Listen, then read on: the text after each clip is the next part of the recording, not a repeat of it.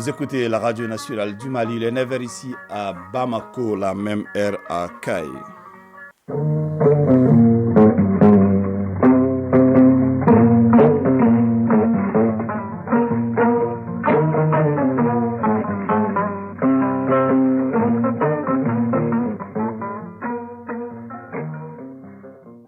Le journal. Fousséni Tunkara.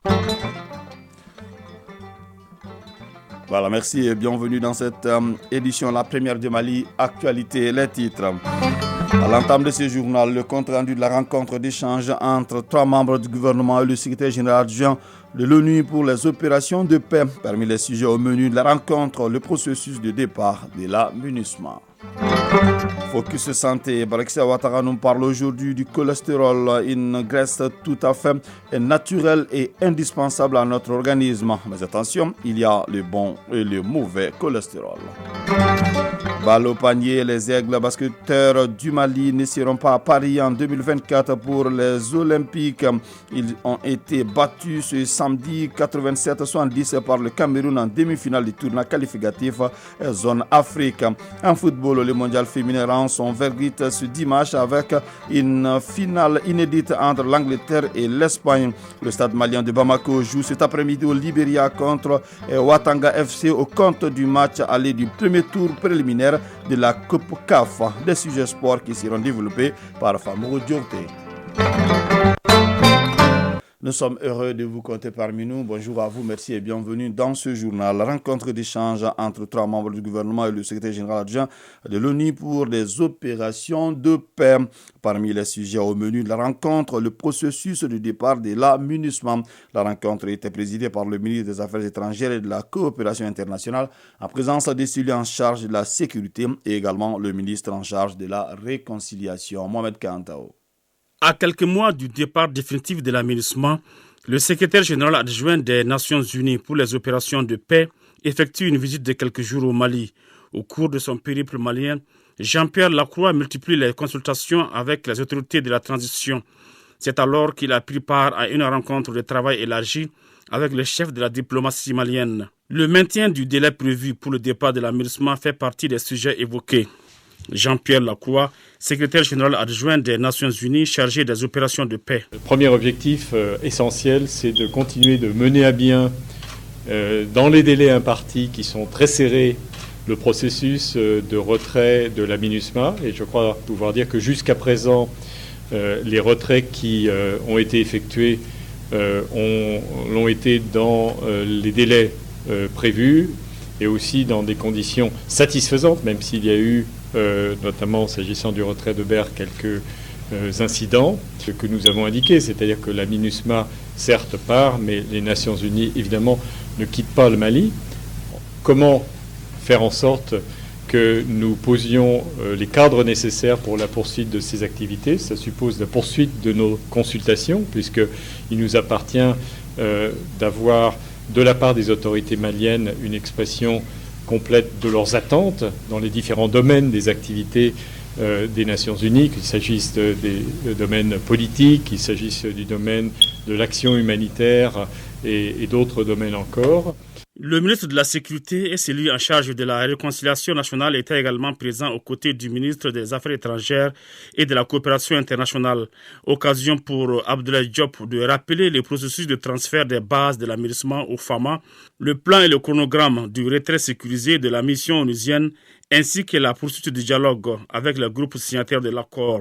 Abdoulaye Diop. L'État malien va exercer sa mission. Naturellement, il y a des groupes terroristes qui essayent de s'opposer à cela. Nous allons les combattre pour pouvoir exercer notre travail. Avec nos frères qui sont des mouvements signataires, nous allons continuer à travailler avec eux, à nous engager en tout cas dans les meilleures conditions possibles à créer un environnement apaisé et sécurisé. Nous lançons un appel à tous les membres de ces mouvements signataires de comprendre le processus qui est en cours et qui va aider à apporter la sécurité à tous et qui ne remet pas en cause notre engagement pour la paix et de ne pas entraver ce processus de sécurisation et de reprise en main de notre pays. Nous avons réitéré toute la disponibilité des autorités maliennes à travailler, à œuvrer avec l'équipe de la MINUSMA et l'équipe des Nations Unies pour apporter toute l'assistance nécessaire. Parce que, nous l'avons dit, ce retrait ne peut être une réussite que s'il est coordonné avec l'autorité malienne. Et les Nations Unies ont souhaité que le retrait soit ordonné et sécurisé. La partie malienne y est également engagée. On a eu le transfert à Ogosagou, on a eu le transfert à Gundam, on a eu le transfert à Ber.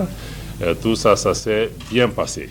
À la tête d'une forte délégation, l'émissaire onusien s'est dit confiant en les autorités de la transition. Jean-Pierre Lacroix s'est dit également prêt à œuvrer pour le retour de la paix au Mali. À marge des États généraux de la migration, le ministre des Maliens établi à l'extérieur et de l'intégration africaine a rencontré les ambassadeurs et les consuls du Mali. Le but est d'identifier ensemble les problèmes pour y apporter des solutions idoines. Le point de la rencontre avec Bemba Sibi. Œuvrer ensemble pour relever les défis auxquels font face les Maliens de l'extérieur, c'est en substance l'objet de la rencontre entre le ministre des Maliens établi à l'extérieur et les représentants des organisations diplomatiques du Mali dans les pays d'accueil en marge des États généraux de la migration. Des difficultés qui ont pour nom accès difficile aux documents administratifs maliens et du pays d'accueil, le bicéphalisme au niveau des fêtières de la diaspora, entre autres. Moussa Ag Atayer, ministre des Maliens établi à l'extérieur et de l'intégration africaine. Cette rencontre-là est indispensable. Je veux avoir également votre point de vue, vos suggestions, recommandations ou exposés des problèmes que vous gérez quotidiennement en faveur de nos compatriotes maliens établis à l'extérieur. Et je voudrais aussi recueillir vos attentes. S'adressant aux diplomates maliens, le ministre a indiqué qu'ils sont des acteurs incontournables dans toute politique de protection des Maliens établis à l'extérieur. C'est pourquoi il faut se concerter pour anticiper les problèmes. Moussa Ag Atayer, ministre des Maliens établis à l'extérieur et de l'intégration africaine. Je voudrais qu'on instaure également un cadre de concertation régulier sur les préoccupations liées à la gestion des Maliens de l'extérieur avec nos représentations diplomatiques et consulaires. Concertation régulière avec les représentations diplomatiques car, on le dit, des échanges émergent les idées de la volonté du chef de département des Maliens établis à l'extérieur de pérenniser cette nouvelle dynamique. Dans le but d'accompagner les Maliens de la diaspora dans leur action de tous les jours, l'ORTM a jugé nécessaire de donner une visibilité aux projets et programmes de nos compatriotes vivant à l'étranger à travers des magazines et émissions sur ORTM 1, 2 et la chaîne 2. Aussi aller à la rencontre des Maliens où qu'ils se trouvent avec des émissions de divertissement comme Top Étoile. Boubacar Bablentouré. Nos compatriotes vivant à l'étranger ont souvent besoin de se sentir ce jeu. Loin des parents et amis, les médias sont les moyens incontournables pour permettre à nos compatriotes d'être au parfum de l'actualité nationale. Une dynamique dans laquelle l'ORTM s'est inscrit à travers tout un programme. Hassan Baba Djombele, directeur général de l'ORTM. Nous avons une fenêtre assez large que nous avons ouverte sur nos compatriotes de la diaspora. C'est ainsi que nous avons en collaboration initié une émission qu'on appelle Tunkaranke, essentiellement dédiée aux Maliens de la diaspora, montrer l'apport, l'appui de ces Maliens de la diaspora dans leur village d'origine. Je crois que c'est très important. Ensuite, nous avons initié en collaboration avec les Maliens de la diaspora l'émission qu'on appelle Tamadéou. Ensuite, au niveau de la radio, nous avons l'émission avec comme titre Diaspora, qui passe tous les dimanches. Mais ce qui est important au niveau de la radio à travers cette émission, c'est que chaque dimanche, nous essayons d'avoir un interlocuteur, un Malien que nous appelons au téléphone, qui est connu dans sa région, dans sa zone, pour nous expliquer un peu ce qu'il fait en général. Au niveau de ORTM2 également, nous avons une émission à l'endroit des Maliens de la diaspora. En plus de ces initiatives, l'ORTM a aussi décidé de rapprocher davantage certaines émissions de divertissement aux Maliens de la diaspora. Hassan Baba Djombele, directeur général de l'ORTM. Aujourd'hui, nous sommes en train de mettre à leur disposition une de nos émissions phares qu'on appelle Top Étoile. Partout où le besoin se manifeste, à aller avec cette émission-là. Il y a beaucoup d'émissions que nous avons dans la grille. Si les Maliens sont vraiment disposés, sont prêts, s'ils sont à l'extérieur, s'ils veulent vraiment qu'on vienne, il n'y a aucun problème. L'ORTM n'entend pas s'arrêter en si bon chemin. La structure entend offrir aux Maliens de la diaspora toute une gamme de services visant la promotion des entreprises et produits de nos compatriotes vivant à l'étranger. Oumarou Timbo, chef de division régie publicitaire à l'ORTM. On a décidé d'ouvrir une fenêtre spéciale pour faire la promotion des Maliens de la diaspora, c'est-à-dire les entreprises des Maliens de la diaspora, et prévoit de faire des offres spéciales à leur endroit.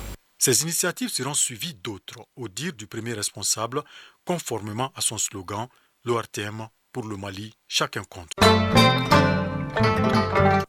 9h passé de 10 minutes à présent, la page Inter. Dans une adresse à la nation prononcée sur la télévision publique nigérienne Télé Sahel, Abdourahmane Tchani, le président du CNSP, a annoncé la mise en place d'un dialogue national inclusif dans un délai de 30 jours et annoncé une transition qui ne saurait aller au-delà de 3 ans. L'officier a de nouveau dénoncé des sanctions d'une ampleur sans précédent illégale et inhumaine de l'organisation ouest-africaine qui vise à priver le Niger des ressources financières indispensables et à entraver la vie quotidienne.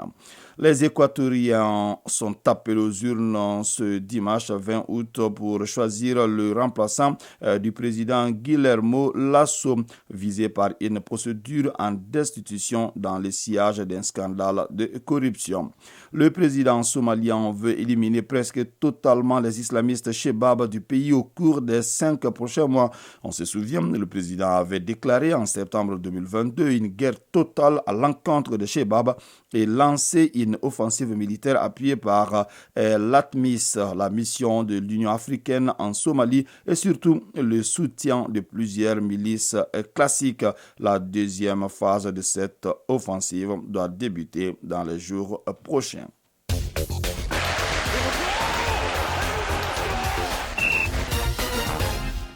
La balle au panier, les Aigles basketteurs du Mali ne seront pas à Paris en 2024 pour les Olympiques. Ils ont été battus ce samedi 87-70 par le Cameroun en demi-finale du tournoi qualificatif zone Afrique. En football, le mondial féminin rend son verdict ce dimanche avec une finale inédite entre l'Angleterre et l'Espagne. Compétition africaine de club, l'AS Real de Bamako a été accroché 0-0 par Coton Sport du Cameroun dans le cadre du match aller du premier tour préliminaire de la Ligue des champions de la CAF. Le stade malien de Bamako joue cet après-midi au Libéria contre Ouattanga FC au compte du match aller du premier tour préliminaire de la Coupe CAF. Le développement de la page sport, c'est avec Fambrou Djurté. Le stade malien de Bamako joue ce dimanche 20 août contre Ouattanga FC du Libéria au compte du premier tour préliminaire de la Coupe de la Confédération de la CAF.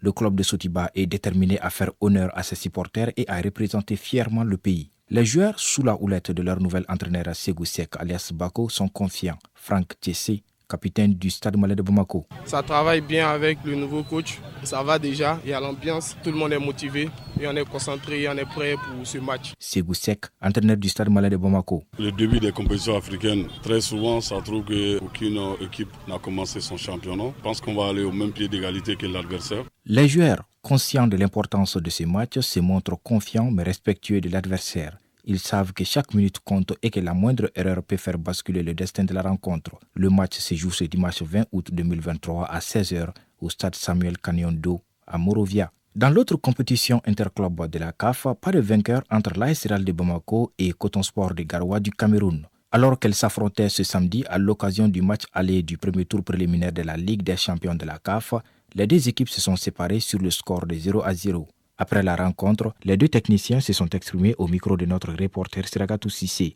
Écoutons d'abord Ousmanou Christophe Bonaventure, l'entraîneur de Coton Sport du Cameroun. On était venu faire un résultat positif. Nous n'avons pas pu gagner le match. Nous avons fait un match nul. Je pense qu'on ne peut pas cracher dessus. La plus mauvaise chose, c'était de perdre le match. Nous ne l'avons pas perdu. C'est vrai, il y a eu beaucoup de regrets. Vous avez vu le match, il y a eu beaucoup de regrets, beaucoup d'occasions manquées. Mais nous ne sommes qu'au début de l'aventure. Et nous nous contentons de ce match nul en espérant apporter des corrections pour le match retour. Nouhoum Diané, entraîneur de l'AS Real de Bamako. L'équipe a été changée à peu près à 90% aujourd'hui. Voilà, pour mettre une équipe en place, souvent ça prend du temps. Ça fait 2 ans, normalement c'est 3 ans pour mettre une équipe en place. Nous avons la chance d'avoir aujourd'hui des joueurs qui ont les talents, qui n'ont pas trop duré ensemble. Donc ça fait qu'à un moment donné, par rapport à certains paramètres, la finition, la cohésion à l'intérieur de l'équipe. Il y a toujours des détails qui vont faire que c'est souvent compliqué. Ils ont fait le match qu'il fallait faire parce que l'équipe camerounaise n'était pas au-dessus du Real. Réellement, ils ont tout donné. Ils ont fait tout ce qu'il fallait faire. Mais il y a toujours des détails qui font que souvent c'est compliqué. Je pense que cette année, ça fait partie du projet du Real.